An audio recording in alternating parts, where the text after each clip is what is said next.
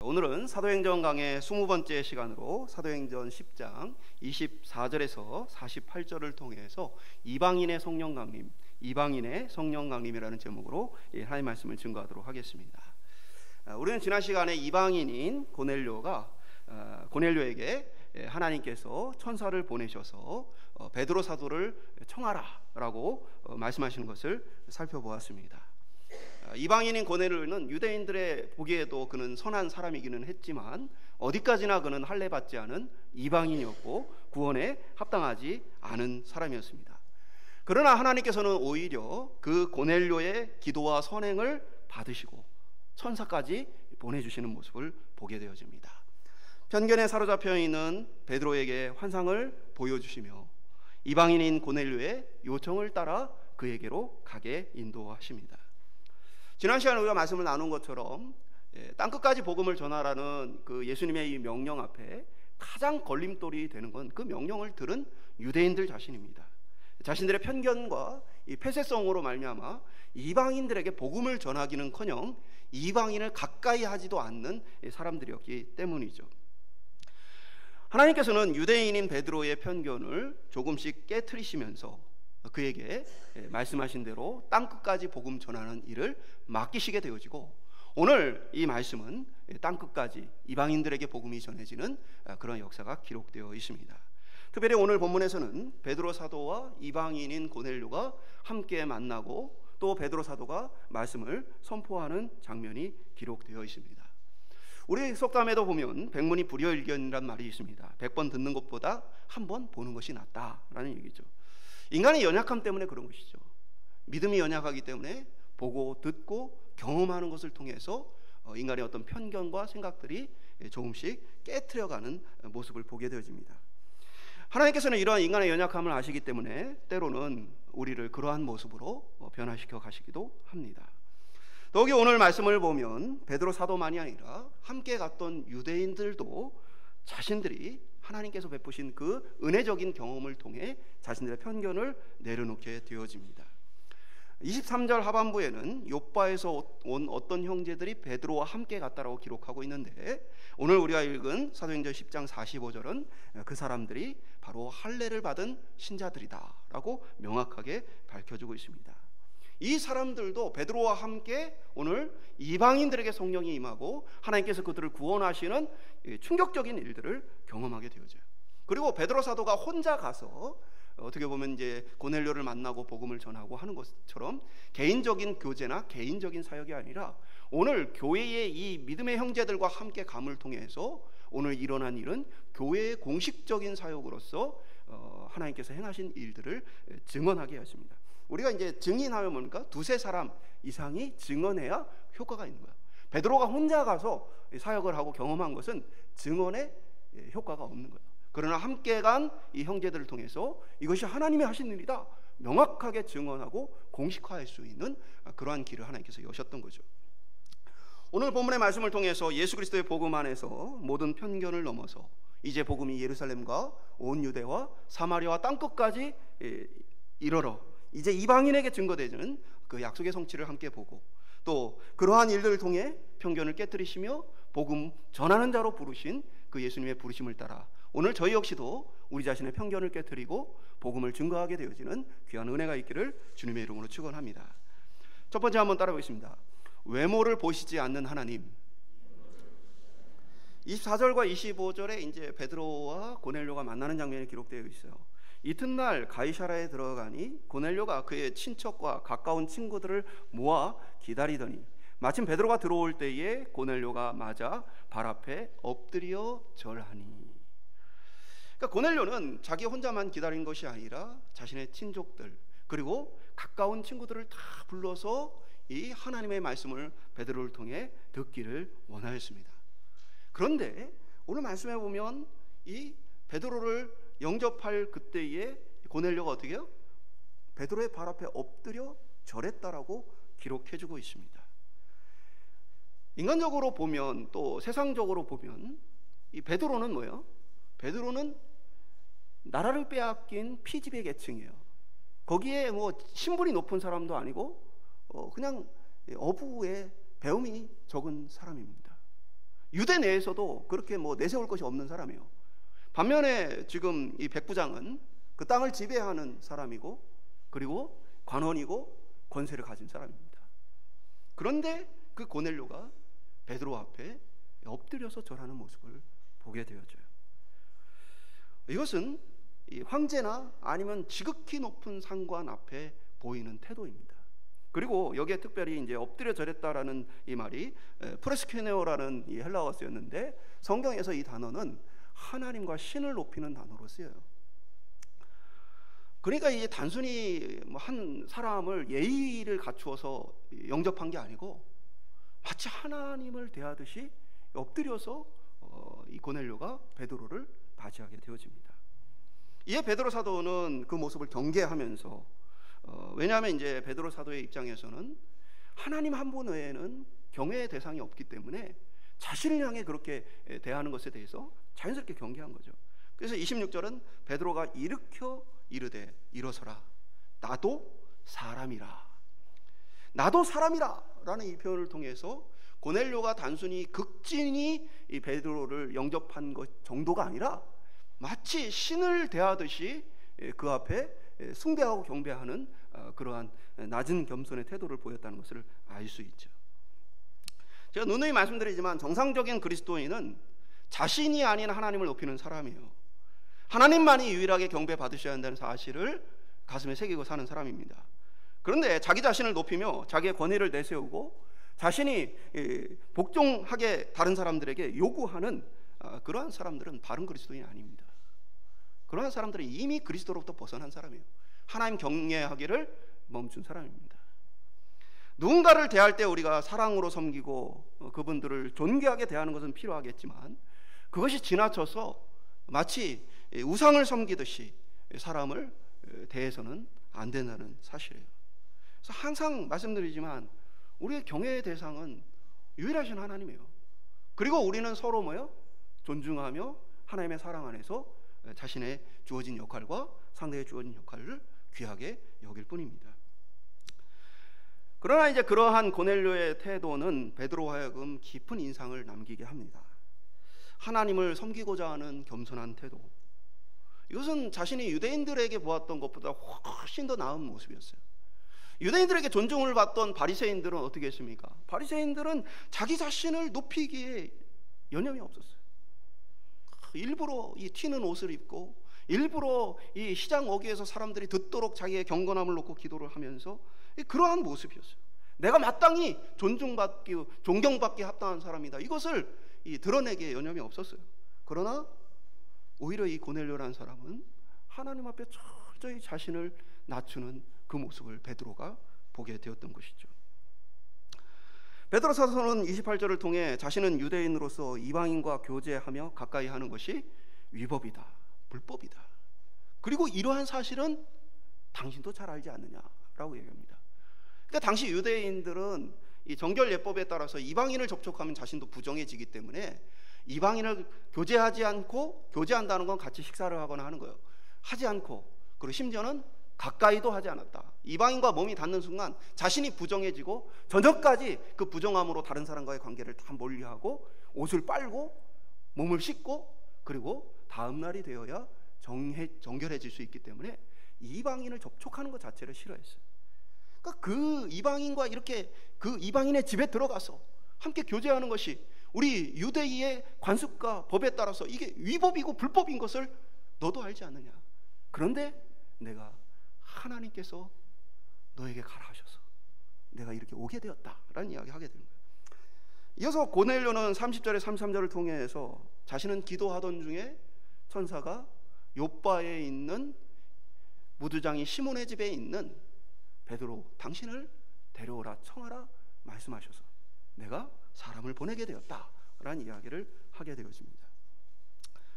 이 33절에서 고넬료는 내가 곧 당신에게 사람을 보내었는데 오셨으니 잘하였나이다.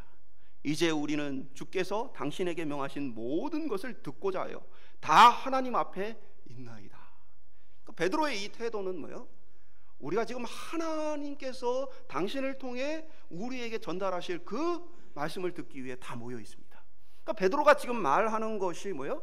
하나님이 전하라 하신 말씀이다. 하나님의 말씀을 듣는 것과 같이 우리가 지금 하나님 앞에 서 있다라는 이야기를 지금 하는 것이죠.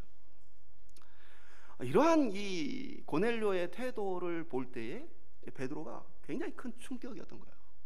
어떻게 이방인이 하나님을 향해 이런 신앙을 갖고 있고 또 이러한 태도로 하나님 말씀 듣기를 원할까?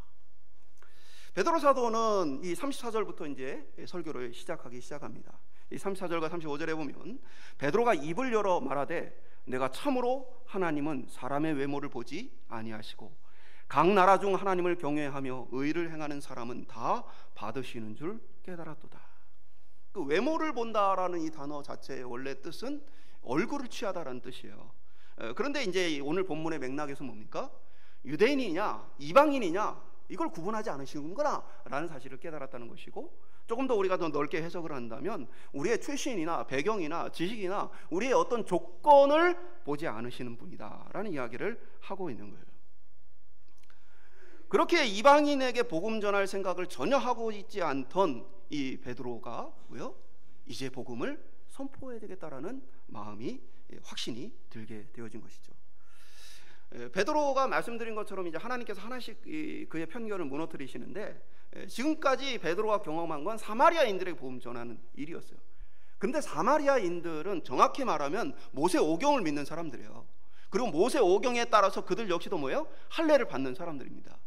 그러니까 유대인들은 스스로 생각하기를 그래도 사마리아인은 구원 얻지 못하고 우리는 구원 얻는다고 생각을 해왔어요. 그런데 이 사마리아에 가서 직접 보니까 그들이 예수를 믿는 모습, 성령 받는 것을 통해서 베드로 사도가 사마리아 사람들도 하나님께서 구원하시는구나 라는 것을 깨달았어요. 그런데 어디까지나 뭐냐면 사마리아인 역시 할례를 받았던 사람들이거든요. 그런데 이제 이 생각도 깨지는 거예요. 할례를 받지 않은 이방인도 구원하시는구나 라는 생각이 그에게 이제 들어오시는 거죠. 자신을 향한, 정확히 말하면 하나님을 향한 고넬료의 겸손하고 진실한 태도는 베드로와 하여금 이런 사람이면 하나님 구원 베푸실 만한 사람이구나 라는 것을 깨달아 알게 된 거예요. 물론 우리가 이 말씀을 통해서 어떤 구원을 얻기 위해서는 이러한 자격을 갖추어야 한다라는 것은 아니에요. 그러나 베드로의 이 말에 대해서 우리는 이렇게 해석해 볼 수 있어요. 진실하게 하나님 앞에 구원을 얻기를 바라는 사람은 하나님은 뭐요? 그 외모를 보지 않고 그의 모든 조건을 보지 않고 그를 구원하신다라는 이야기예요. 실제로 많은 사람들이 구원과 관련해서 우리가 예정론을 믿죠. 하나님께서 우리를 태초부터 선택하여 구원하셨다는 이 사실을 믿어요. 그러나 이 사실을 주신 이 성경에 기록하고 알게 하신 이유는 목적이 어디 있어요? 우리로 하여금 구원의 확신을 가지고 흔들림 없이 이 신앙의 길을 걸어가도록 격려하기 위해서요. 그런데 어떤 이들은 오히려 이 예정론 때문에 고민에 빠져요. 무엇이냐면 내가 이렇게 신앙생활을 하고 있는데 그런데 혹시 하나님이 나를 선택 안 하셨으면 어떻게 하지?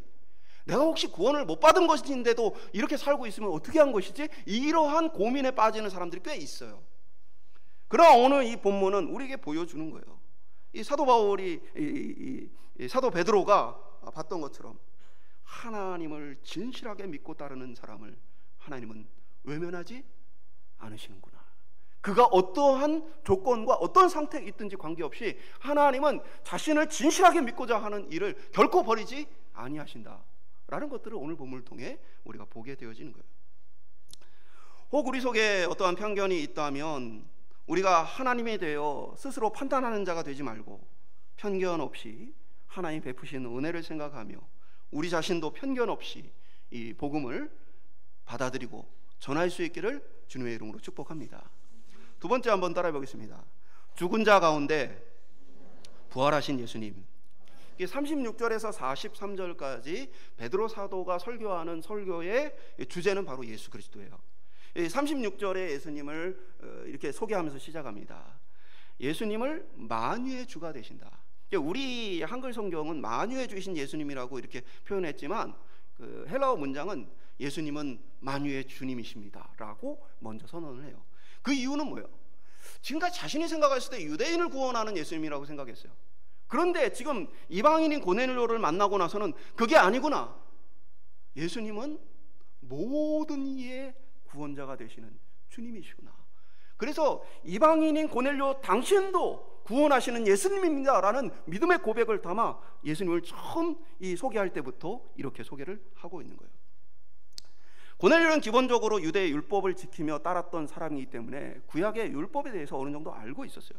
그리고 더불어서 이스라엘을 통치하는 군대에 있었기 때문에 이 통치자인 군대는 항상 뭐예요?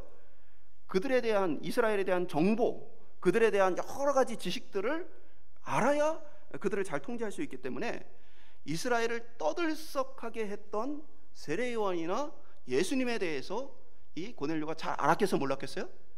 당연히 잘 알고 있었어요. 예수님에 대한 많은 소문들을 그는 들어 알고 있었어요. 그렇기에 베드로 사도 역시도 뭐냐면 고넬료에게 30절 후반에 너희도 알거니와 라고 얘기해요. 너희도 세례 요한이 무슨 일을 했는지를 알고 예수님이 무슨 일을 했는지 너희도 알거니와. 그런데 무엇이냐면 그가 지금 바르게 제대로 알고 있지 못하기 때문에 이 복음을 통해서 자세하게 예수님에 대해서 설명을 해주는 거예요. 그 설명을 보면 하나님은 예수님에게 성령과 능력으로 기름을 부으셨다라고 선포합니다. 이는 예수님께서 공생애를 시작하시면서 뭐요? 세례 요한에게 세례를 받으실 때에 하늘에서 성령이 비둘기같이 임하신 사건을 이야기하는 거예요. 그러면서 이것을 기름 붓듯 했다라는 이 표현을 쓴 것은 뭐냐면 기름 부음을 받는 자는 이스라엘에서 어떤 사람이에요? 왕, 제사장, 선지자입니다. 하나님의 특별한 사명을 받은 자들에게 기름을 부어서 그 역할을 임직을 하는 거예요. 그러니까 이것에 대해서 이 고넬료도 잘 알고 있었던 거죠. 그러니까 그 얘기를 하는 거예요. 예수님에게 이 성령과 능력으로 기름 붓듯 했다 하나님께서. 그 얘기는 뭐냐면 예수님은 하나님의 특별한 사명을 가지고 이 땅에 오신 분입니다 라는 이야기를 해주는 거예요. 그리고 그 사명으로서 무슨 일을 하셨느냐? 많은 이들을 고치고 마귀에게 눌린 자들을 고치시는 그러한 일들을 하셨습니다. 아주 단순하게 얘기해요. 왜냐하면 예수님이 하신 일들에 대해서 고넬료도 이미 잘 알고 있기 때문이에요. 다만 이 베드로 사도는 그 일이 하나님께서 주신 능력으로 하나님이 보내셔서 하나님의 뜻대로 하나님과 함께 하신 일입니다 라는 얘기를 한 것뿐이에요. 거기에 이제 예수님이 나무에 달려 죽으셨다라는 이야기를 합니다. 여러분, 이방인 고넬료의 귀에 나무에 달려 죽으셨습니다라는 표현이 더 명확하게 이해가 되겠어요? 십자가에 달려 죽었다라는 표현이 더 명확하겠어요? 십자가에 달려 죽었다는 게 훨씬 더 명확한 표현이에요. 오히려 나무에 달려 죽었다는 건 굉장히 애매한 표현입니다. 근데 말씀드린 것처럼 당시에 이 유대인들 안에 있었던 예수님에 대한 잘못된 해석, 그것에 대한 것이고, 또 다른 하나는 고넬료가 유대 율법과 말씀을 따르는 사람이었기 때문에 지금 이 표현을 쓴 거예요. 신명기 21장 23절은 나무에 달린 자는 하나님께 저주를 받았습니다. 구약에서 나무에 달려 하나님의 저주받아 죽은 사람 대표가 누구예요? 하만이에요. 하만. 에스더서에 보면은 유대인들을 다 몰살해 죽이려고 하다가 결국에는 하나님의 징계, 저주를 받아서 장대, 나무에 달려 죽게 되어지죠. 신명기의 이 말씀처럼 그렇게 예수님께서는 나무에 달려 하나님의 저주를 받아 죽게 되어진 거예요. 이게 무슨 의미냐면 유대인들이 당시에 예수님을 죽일 때에 그냥 생각 없이 그냥 죽인 게 아니에요. 빌라도에게 그냥 죽여달라고 얘기한 게 아니에요. 구체적으로 사람들을 선동해서 예수님을 십자가에 달아 죽이라고 요구한 게 바로 유대 지도자들이에요. 그럼 유대 지도자들이 무엇을 누렸느냐? 많은 사람들이 예수님을 선지자로 알고 많은 사람들이 예수님을 하나님 보냈다라고 생각하는 거예요. 그리고 예수님을 많은 사람들이 따르니까 어떻게 하면 사람들이 예수님을 따르지 못하게 할까라고 생각해서 그들이 짠 계획이 바로 십자가에 죽이는 거예요.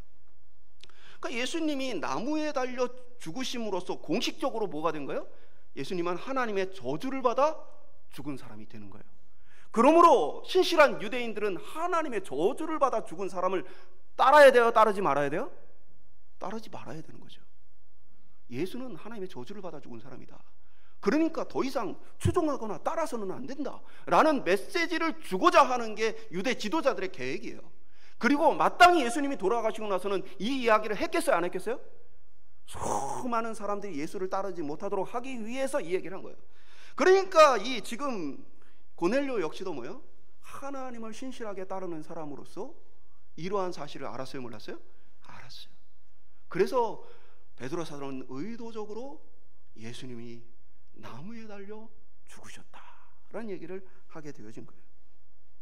그러면서 동시에 베드로 사도는 그 나무에 달려 죽으신 예수님을 사흘 만에 하나님께서 다시 살리셨다라는 이야기를 하게 되어집니다. 이 얘기는 무엇입니까?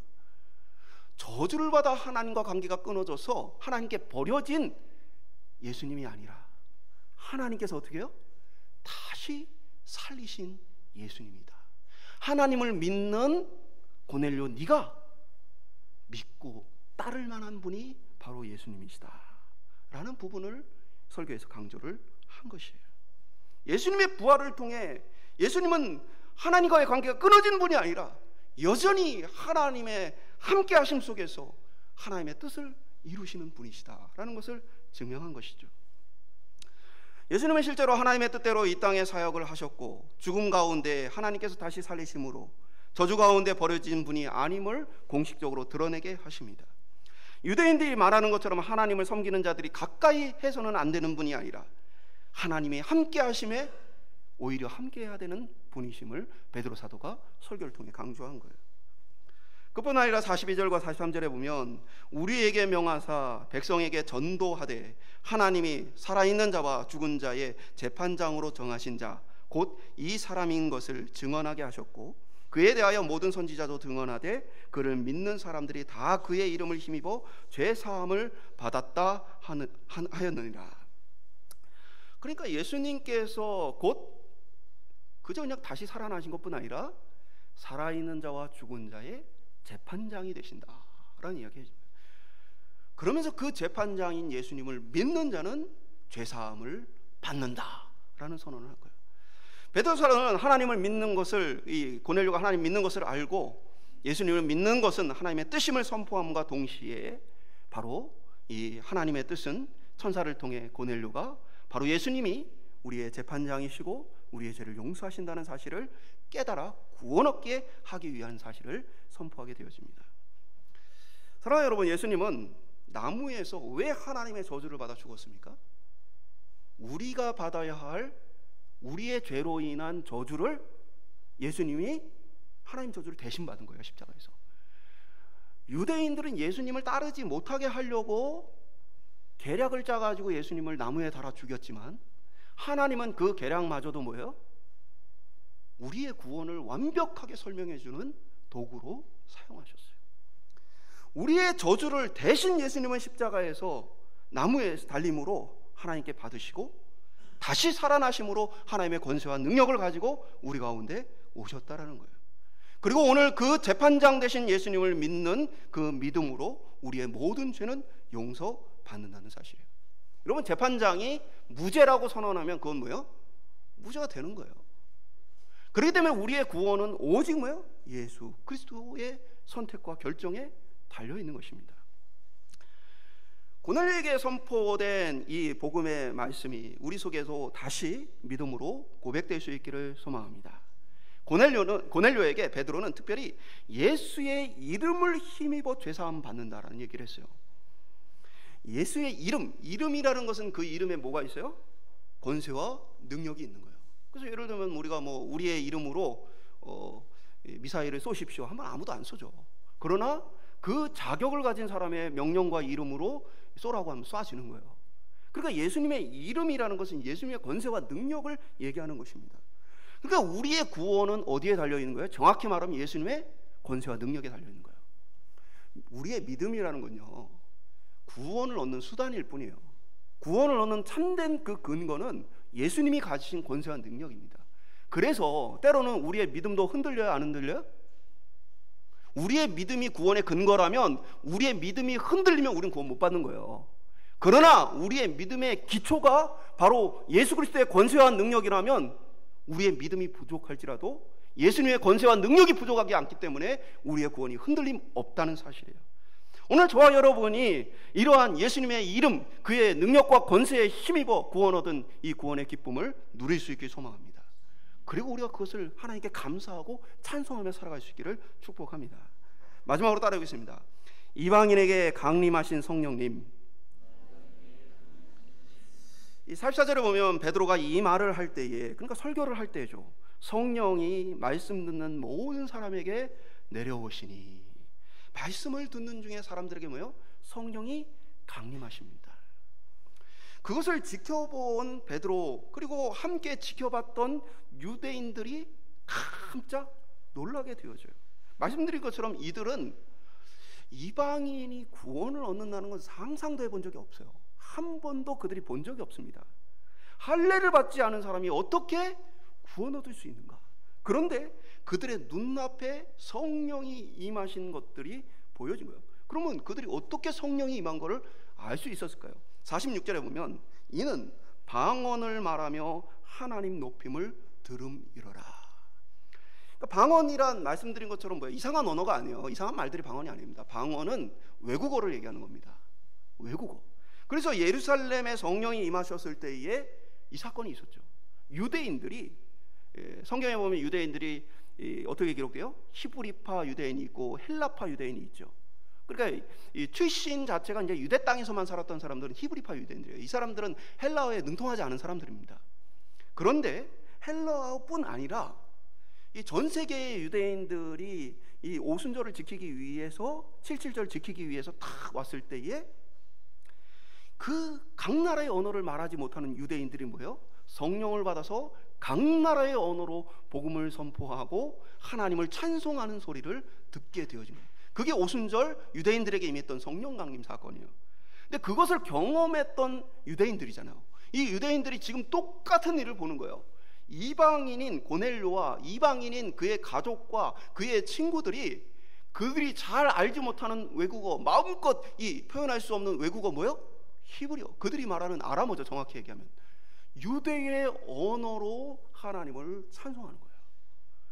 그러니까 이들이 이상한 말을 해서 놀란 게 아니고요, 그들의 귓가에 정확하게 들려진 거예요. 지금 이들이 하나님을 찬송하고 있구나. 그러면 여러분, 하나님을 찬송하면 뭘로 하나님을 찬송합니까? 우리가 하나님을 찬송하고 영광 들리는 가장 핵심적인 기초가 뭐예요? 우리가 뭐 건강을 회복해서도 감사하고 일상의 삶 속에서도 하나님이 여러 가지 물질과 필요한 것들을 공급해 주셔도 감사하지만, 우리 그리스도인들의 감사의 가장 기초는 뭡니까? 우리를 구원하신 것에 대한 감사예요. 그러니까 그 이방인들이 유대말로 자신을 구원해 준 하나님 앞에 감사와 찬송을 들리는 그 소리를 유대인들이 똑똑히 듣게 되어지자 뭐예요? 오순절 우리에게 임하셨던 성령님께서 지금 이방인들에게도 임하셨구나 라는 사실을 이들이 명확하게 깨닫게 되어지고, 도저히 부정할 수 없는 성령의 임재가 그들의 눈앞에 펼쳐지게 되어진 것이에요. 이에 베드로사도는 47절에 이에 베드로가 이르되 이 사람들이 우리와 같이 성령을 받았으니 누가 능히 물로 세례 베품을 금하리요. 이 얘기는 뭡니까? 함께 온 유대인들에게 사실은 묻는 거예요. 이 사람 봐라, 구원 얻고 성령을 받았다. 그런데 이들에게 세례 베푸는 것이 마땅하지 않겠느냐? 혹시 이 중에서 반대하는 사람 있냐? 라고 얘기하는 거예요. 왜냐하면 베드로에게도 그렇지만 지금 함께 온 유대인들에게도 이거는 단 한 번도 없었던 일이에요. 이방인에게 세례를 베푼다는 건 한 번도 발생하지 않았던 일이에요. 그러나 하나님이 베푸신 구원이 명확하기 때문에 우리가 세례 베풀어야 하지 않겠느냐라는 이야기를 베드로가 한 것이죠. 48절은 명하여 예수 그리스도의 이름으로 세례를 베풀라 하니라. 그들이 베드로에게 며칠 더 머물기를 청하니라. 그러니까 이 고넬료를 비롯한 함께 있던 이방인들이 세례를 받게 되어져요.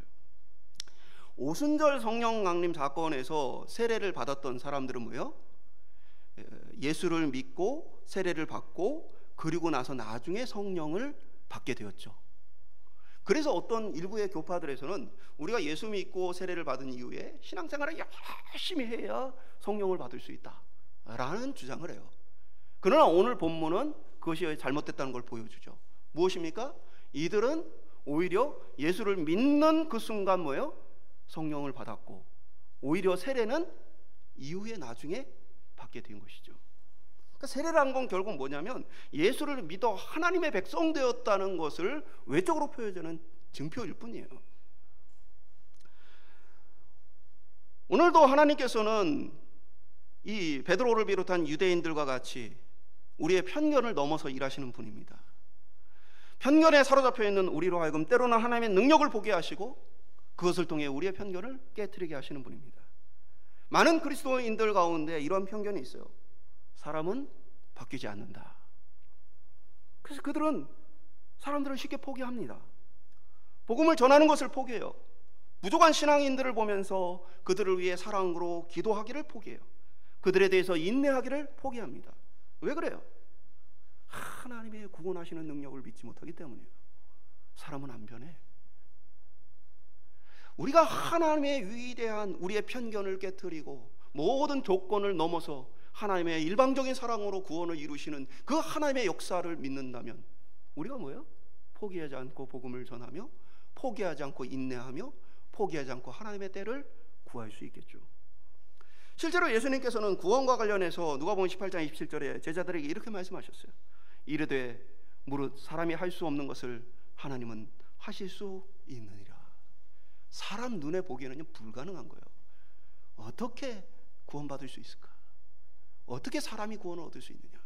그러나 하나님은 하실 수 있다라고 말하고 있는 거죠. 오늘 저와 여러분이 이방인을 구원하시는 하나님의 역사, 이방인의 강림하신 성령의 역사를 바라보면서 오늘 저와 여러분도 포기하지 않고 주의 복음을 증거하며 주의 사랑하는 백성들을 믿음으로 인내하며 기도할 수 있기를 주님의 이름으로 축복합니다. 말씀 맺도록 하겠습니다. 우리 하나님은 외모를 취하지 않는 분이십니다. 우리의 출신과 배경, 성격, 우리의 모든 조건들을 복음은 뛰어넘는 것입니다. 하나님의 사랑은 뛰어넘는 것입니다. 오직 예수 그리스도를 믿는 믿음 안에서 우리는 구원을 얻습니다. 예수 그리스도의 복음이 선포될 때에 하나님은 자신이 작정한 계획을 따라 작정하신 그때에 성령을 주십니다. 고넬료를 비롯한 이방인들에게 성령이 임하심으로 베드로를 비롯한 유대인들의 편견이 깨트려지죠. 오늘 이방인의 성령 강림과 같이 하나님의 크신 능력과 계획을 우리가 깨달아 알 수 있기를 주님의 이름으로 축복합니다. 오늘 저와 여러분의 삶의 이방인들은 누굽니까? 내가 복음 전하기를 포기했던 사람은 누굽니까? 내가 이 사람에 대해서 미워하는 마음으로 그가 하나님이 변화시킬 것이라는 기대를 꺾고 포기했던 사람은 누구입니까? 오늘 우리 속에 다시 한번 하나님 하실 수 있습니다. 기도하며 복음 전하고, 기도하며 다른 연약한 성도들을 인내로서 기다려주고 사랑으로서 기도하며 함께 할 수 있는 저와 여러분이 될 수 있기를 주님의 이름으로 축복합니다.